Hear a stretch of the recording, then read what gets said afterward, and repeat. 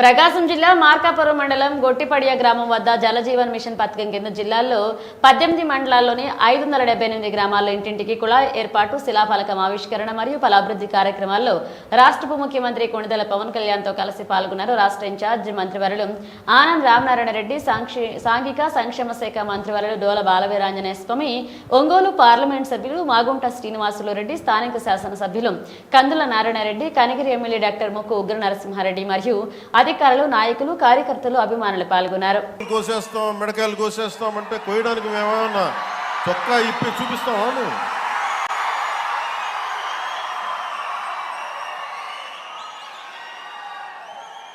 నేను సినిమాలో డైలాగులు చెప్పడానికి కూడా ఇబ్బంది పడతాను.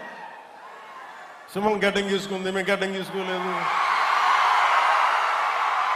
ఈ సరదాగా ఉంటాయి, మిమ్మల్ని చీరప్ చేయడానికో సరదాగా చేయడానికి. ఈ రోజున మాట్లాడితే గత పాలకులు మళ్ళీ రౌడిజం చేయడానికో గుండాగర్దీ చేయడానికో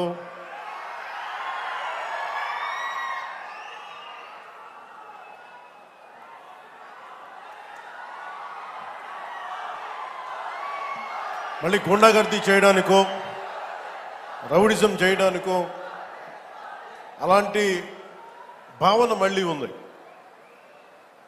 మీకు తెలుసు కదా, రౌడిజానికి, గుండాలకి, గుండాగర్దీలకి బయటపడితే మన రాజకీయాల్లోకి వస్తాం.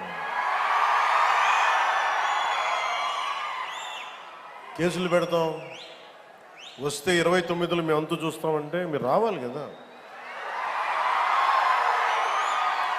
మీరు ఎలా వస్తారో మేము చూస్తాం.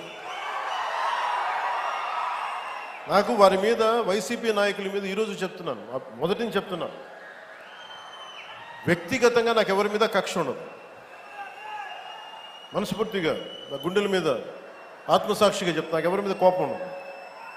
కానీ మీరు సగటు మనిషిలో, ఈ దేశంలో ఉన్న సగటు మనిషికి, సగటు మధ్యతరగతి మనిషికి, సగటు రైతుకి, సగటు యువకుడికి, సగటు యువతకి మీరు కనుక భయభ్రాంతుల్ని క్రియేట్ చేస్తే దాన్ని ఎదుర్కొనే కదా ఇక్కడ దాకా వచ్చాం.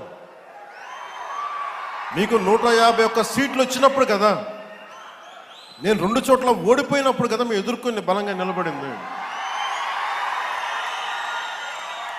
అంటే గుండెల్లో ఎంత దమ్ము ఉండాలి, రక్తంలో ఎంత వేడి ఉండాలి మీలాంటి వాళ్ళు తట్టుకోవాలంటే.